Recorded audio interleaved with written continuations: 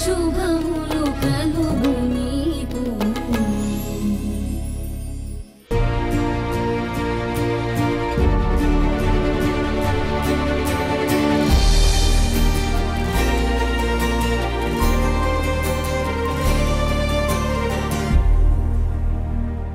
అక్క, ఏంటి ఇక్కడున్నారు? ఏయ్, మీరు గారు అని ఎందుకా దూరాలు? మనం అక్కా చెల్లెళ్ళం. నన్ను అక్క అని పిలు, లేదంటే భాను అని పిలు. అలాగే అక్క. అక్క, నీకు చాలా థ్యాంక్స్. దేనికి?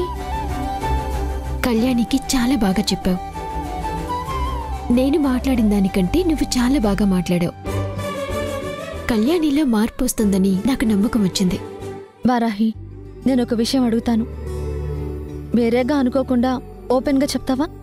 భలే దానివే అక్క, నువ్వేమడిగినా చెప్తాను. నువ్వు ఎవరినైనా ప్రేమించావా? నువ్వు ఆడపిల్లవి, కరెక్ట్గా లవ్లో పడే వయసులో ఉన్నావు, అందుకే అడిగాను. లేదక్క, నేనెవ్వరినీ ప్రేమించలేదు. అంటే నిన్నెవరూ ప్రేమించలేదా, లేక నువ్వెవరిని ఇష్టపడలేదా? నన్నెవరు ప్రేమించారో ఇష్టపడ్డారో నేను పట్టించుకోను, కానీ నేను మాత్రం ఎవ్వరినీ ప్రేమించను. అదేంటి ప్రేమించను అని అంత ఖచ్చితంగా చెప్తున్నావు? ఒకవేళ ఎవరైనా నీకు ప్రపోజ్ చేశారనుకో, అతను చాలా మంచివాడనుకో, నీ మీద చాలా చాలా ప్రేమ ఉందనుకో, మా అమ్మ మా కోసం ఎవరైనా అబ్బాయిని చూస్తేనే మాకొక జోడీ దొరుకుతుంది. అంతవరకు ఎవ్వరొచ్చినా వాళ్ళు తామరాకు మీద నీటి పొట్టులే కాని ఇంకేమీ కాలేరు. వారాహి, అమ్మ వస్తున్నాను, వెళ్దామా?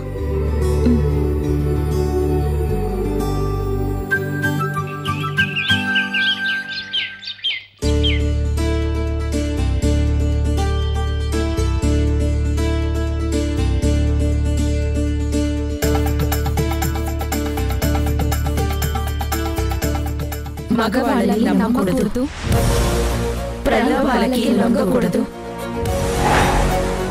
అపార్థాలతో అనుబంధాలను దూరం చేసుకోకూడదు. డబ్బు కంటే కుటుంబం గొప్పది. కుటుంబ సభ్యుల మధ్య రహస్యాలు ఉండకూడదు.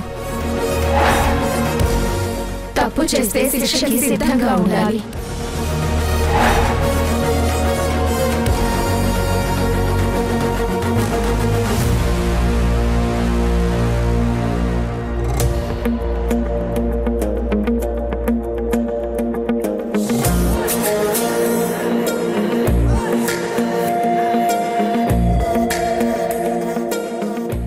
ఏంటమ్మా అలా చూస్తున్నావు? అదే నాకు చాలా ఆశ్చర్యంగా ఉంది. నిన్ననే అడగాలనుకున్నాను అవేంటని. మీరు చెప్పిన నియమాలు అవే కదా? అవునమ్మా. మీరంతా ఇవి ఖచ్చితంగా పాటిస్తారు కదా? అవునమ్మా. నాకు అదే చాలా ఆశ్చర్యంగా అద్భుతంగా అనిపిస్తోంది. ఏ అక్క? ఇలా నియమాలు విధించుకోవడం, వాటిని తప్పకుండా పాటించడం అంటే అదేమీ సామాన్యమైన విషయం కాదు. చాలా చాలా కష్టమైన విషయం.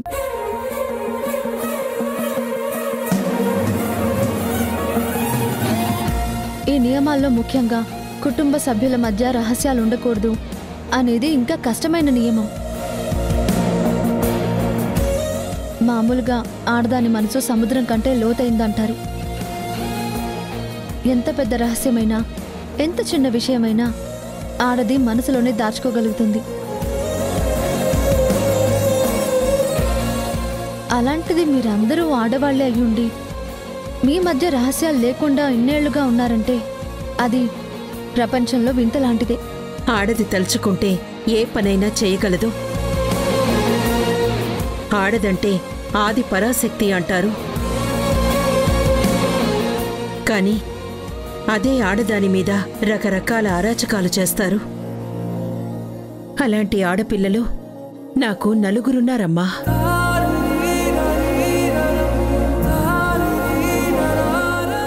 మరి వాళ్ళని నేను కాపాడుకోవాలంటే నా ఒక్కదాని వల్ల ఎలా సాధ్యం అవుతుంది? అందుకే వాళ్ళకి నియమాలను చిన్నప్పటి నుంచే అలవాటు చేశాను. వాళ్ళని ఒక్కొక్కరిని ఆది పరాశక్తిలా తయారు చేశాను. నిజంగా నియమాలు పెట్టిన మీరు పాటించిన మీ కూతుళ్ళు చాలా గ్రేట్.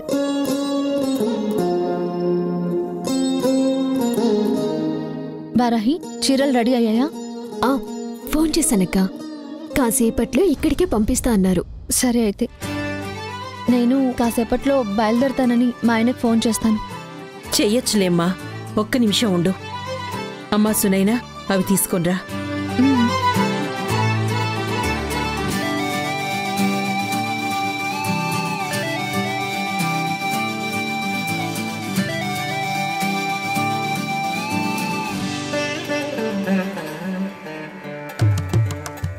కూర్చోండి. కూర్చోమ్మా. ఏంటండి ఇదంతా? ముందు కూర్చోమ్మా.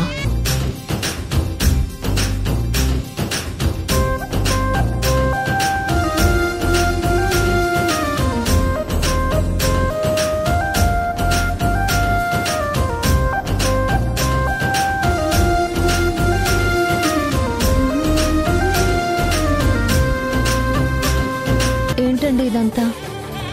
నువ్వు నా పెద్ద కూతురిలా అయిపోయావు. ఇది నా కూతురికి పెట్టే పుట్టింటి చీరమ్మా. మీలో నాకు అమ్మ కనిపిస్తోంది. మరే అమ్మ అనే పిలు, అండి ఎందుకు? అలాగే అమ్మా, నన్ను ఆశీర్వదించమ్మా. ముందు పెద్దవాళ్ళ దగ్గర ఆశీర్వాదం తీసుకో. వెళ్ళు. చల్లగా ఉండమ్మా, చల్లగా ఉండు. శతమానం భవతి.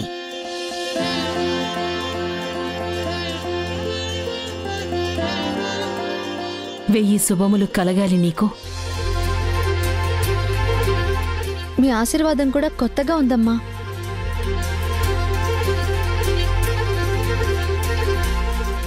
కృష్ణమ్మ ఎవరిని ఆశీర్వదించినా ఇలాగే ఆశీర్వదిస్తుంది. వారాహి అక్క, వారాహి అక్క.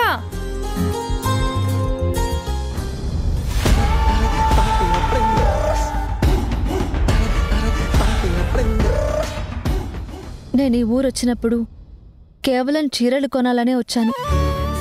కానీ నాకిక్కడ ఇన్ని బంధాలు ఏర్పడతాయని అస్సలు అనుకోలేదు. ఈసారి నువ్వు ఇక్కడికి వచ్చినప్పుడు ఫ్యామిలీ అందరినీ తీసుకురావాలక్క. తప్పకుండా. కానీ దానికంటే ముందు మీరందరూ హైదరాబాద్లో మా ఇంటికి రావాలి. సరే అక్క. అక్క, శారీస్ వచ్చేసాయి. ఒకసారి కార్ ఓపెన్ చేస్తే లోపల పెట్టిస్తాను. అయితే నేను కూడా బయలుదేరుతాను.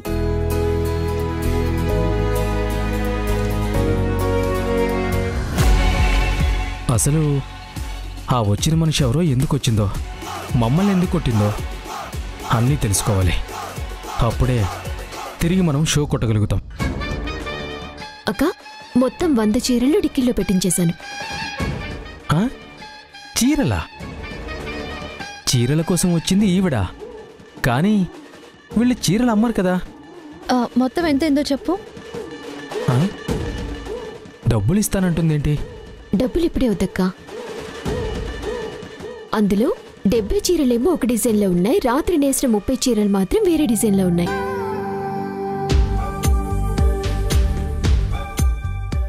రెండింటికి రేటు వేరువేరుగా ఉంటుంది. అవన్నీ టోటల్ చేసి స్పెషల్ డిస్కౌంట్ చేసేసి మొత్తం లెక్కంతా నీకు రాసి ఫోన్లో పంపిస్తాను. అప్పుడు నువ్వు డబ్బులు పంపిద్దు గాని. అది కాదు, కానీ పర్వాలేదక్క, మనమంతా ఒకటి కదా, అలాంటిదే ఉండదులే. మర్చిపోకుండా వెంటనే బిల్లు పంపు. నేను ఆన్లైన్లో పే చేస్తాను. సరే అక్క. అమ్మో అమ్మో అమ్మో, వీళ్ళు చీరల బిజినెస్ చేయకూడదనే అరుంధతి అత్తయ్య కండిషన్ పెట్టింది. కానీ వీళ్ళు బిజినెస్ చేసేస్తున్నారు అంటే కరెక్ట్గా దొరికారు. ఇప్పుడు ఈ విషయం వెంటనే వెళ్ళి రేఖ ముందు కక్కాలి. అప్పుడు అంటుకుంటుంది మంట. మొత్తం వీళ్ళంతా ఆ మంటల్లో పడి తగలబడిపోతారు.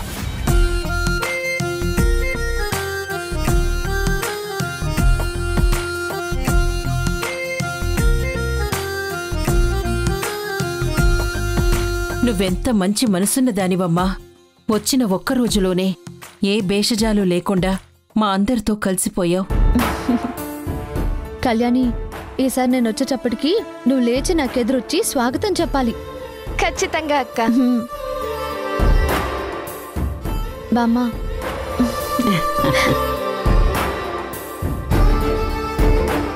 బామ్మ వారాహి చాలా మంచిది, తనని అపార్థం చేసుకోకు. సర్లే, ఈసారి నువ్వు వచ్చినప్పుడు నీకంతా చెప్తా, అప్పుడు అర్థమవుతుంది నీకు. సరే సరేలే.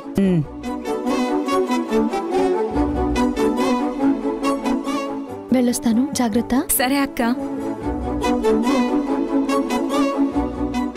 వారాహి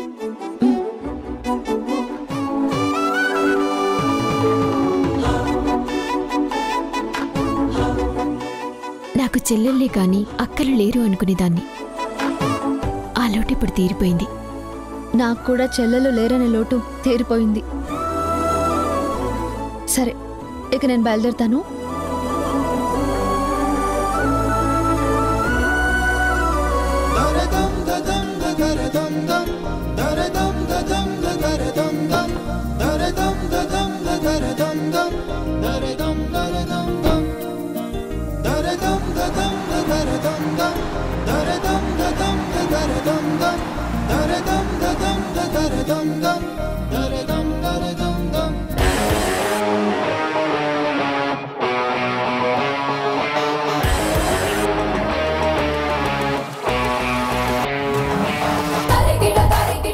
సత్యాన్వేషిణి అయిన ఆ కథానాయిక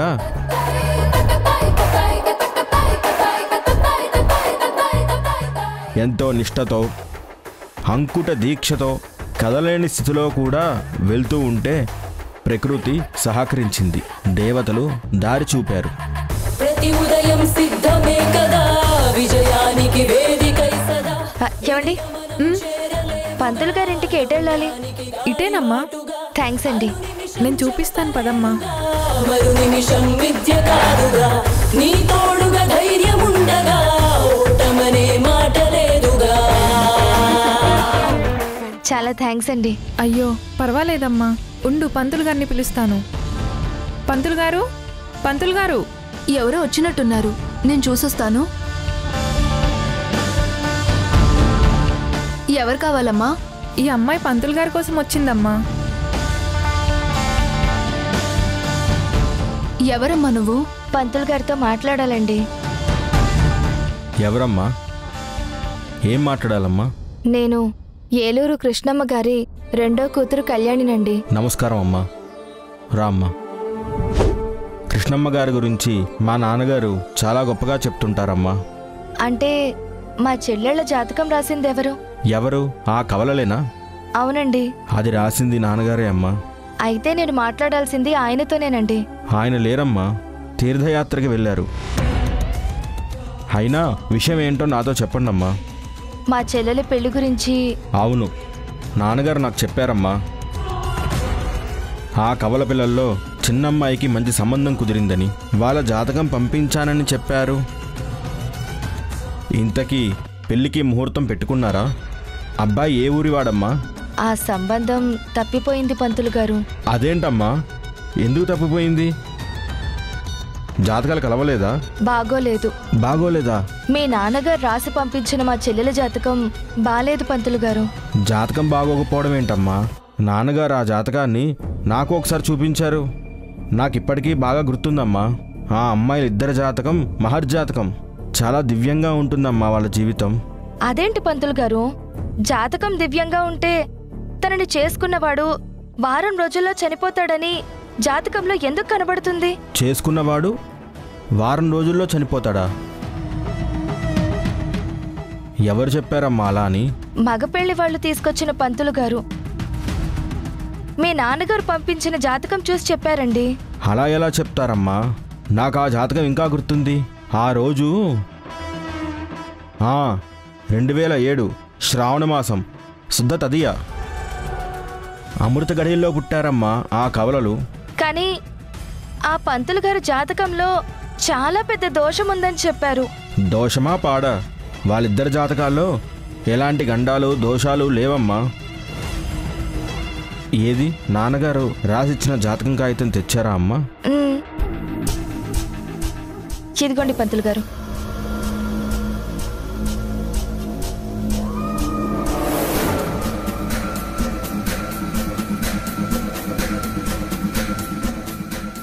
ఇది నాన్నగారు పంపించిన జాతకం కాదమ్మా.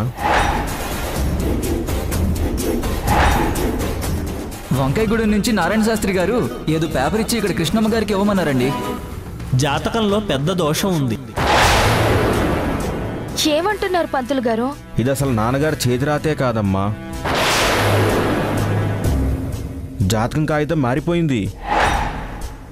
ఆ అమ్మాయికి పెళ్ళైతే ఆమె మొదటి భర్త చనిపోతాడు. అంటే మీరు పంపించిన కుర్రాడు ఈ జాతకం పేపర్ని మార్చేశాడా? కుర్రాడేంటమ్మా, మీ నాన్నగారితోనే పంపించానని నాన్నగారు చెప్పారే. సరేరా అబ్బాయి, ఇదిగో జాతకం పేపరు. మా నాన్నతోనా? అవునమ్మా, కృష్ణమ్మ భర్త శేఖర్ వచ్చాడ్రా, వాడిలో చాలా మార్పు వచ్చింది, వాడికే జాతకం కాగితం ఇచ్చి పంపించానని నాన్నగారు చెప్పారమ్మా.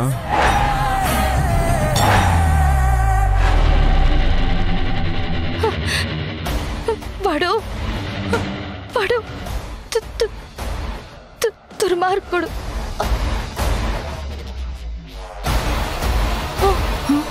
అమ్మా అమ్మా, ఏమైందమ్మా?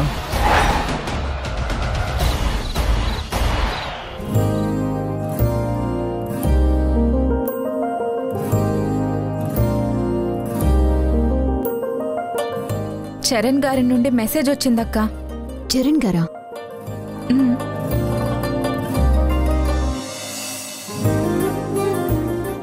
ఏమైందక్క? ఏం లేదు, స్కూల్లో పిల్లలతో నలదమయంతి డ్రామా ప్రాక్టీస్ చేయిస్తున్నాను. దానికి నన్ను తెగ పొగిడేస్తూ మెసేజ్లు పెట్టేస్తున్నాడు. నలదమయంతులు ఎవరక్క? It's interesting story.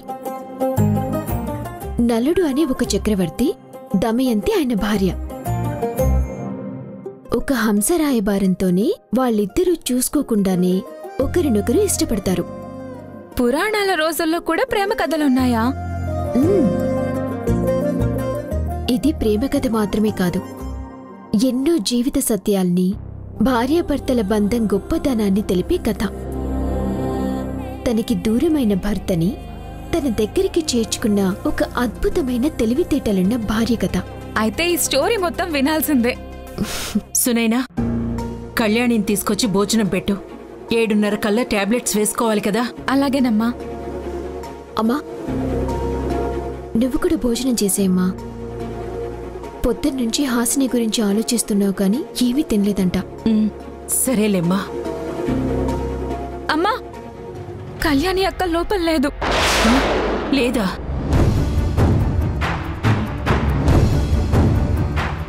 అమ్మమ్మ వెనక్కి తీసుకెళ్ళిందేమో చూడు. ఏయ్, నా మీద నిందలు వేశావంటే ఊరుకోను. నా చేత్తో ఎవరికైనా మంచి జరుగుతుంది కానీ చెడు జరగదని నా జాతకంలోనే ఉంది. పిన్ని, వారాహి ఏమందని అలా మాట్లాడుతున్నావు? కళ్యాణి లోపల లేదంటే ఎవరి సాయం లేకుండా ఎక్కడికి వెళ్ళదు కదా అని అలా అంది. ఇదేం చిత్రమే తల్లి. ఇప్పుడు నేను దాన్ని ఏమన్నాను? నా మీద విరుచుకు పడుతున్నావు.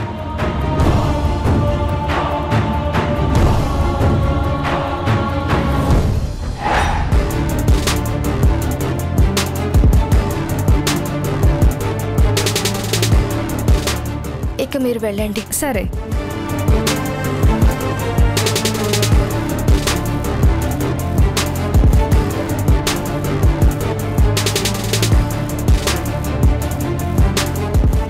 కళ్యాణి, ఎక్కడికి వెళ్ళావు?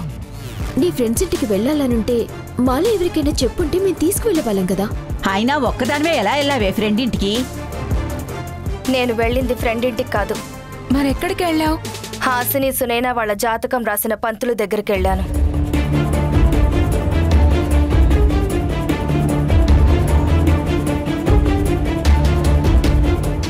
ఆయన దగ్గరికి ఒక్కదానివే వెళ్ళావా? ఎందుకు? సునైనా, అమ్మకి మహేశ్వరి వాళ్ళ గురించి చెప్పలేదా? చెప్పలేదు. అమ్మ హాసిని వాళ్ళ ఇంట్లో జరిగిన దాని గురించి బాధపడుతుంటే చెప్పడం కుదరలేదు. వాళ్ళెప్పుడు కలిశారు నిన్ను? మేము టైలర్ షాప్కి వెళ్ళాం కదా, అక్కడ కలిశారమ్మా. సునైనని మళ్ళీ కోడలిగా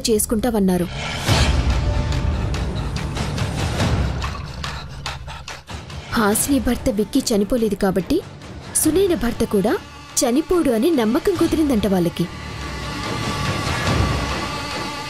జాతకం ప్రకారం జరగలేదు అంటే జాతకమే తప్పని అమ్మమ్మ కూడా అంది. అందుకే ఆ విషయం గురించి పంతులు గారిని గట్టిగా అడగాలని వెళ్ళాను. ఏమన్నారు?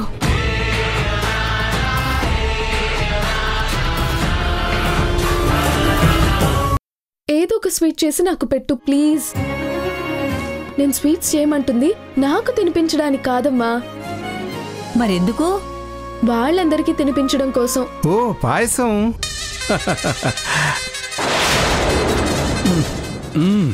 So tasty. యా, యమ్మీ యమ్మీ.